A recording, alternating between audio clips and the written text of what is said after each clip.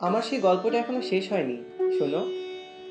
পাহাড়টা আগেই বলেছি ভালোবেসেছিল মেঘকে, আর মেঘ কিভাবে শুকনো খটখটে পাহাড়টাকে বানিয়ে তুলেছিল ২৬ বছরের ছোকরা, সে তো আগেই শুনেছ।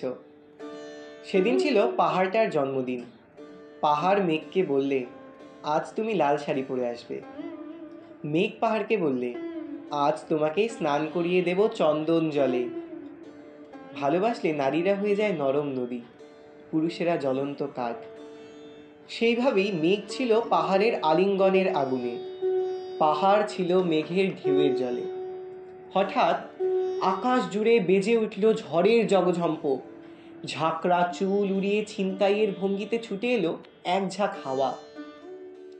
মেঘের আঁচলে টান মেরে বলল, ওর ছুরি, তোর বিয়ে। এখনো শেষ হয়নি গল্পটা। বজ্রের সঙ্গে মেঘের বিয়েটা হয়ে গেল ঠিকই, কিন্তু পাহাড়কে সে কোনোদিনই ভুলতে পারল না। বিশ্বাস না হয়তো চিরে দেখতে পারো পাহাড়টার হাড়পাঁজর, ভেতরে থই থই করছে শত ঝর্ণার জল।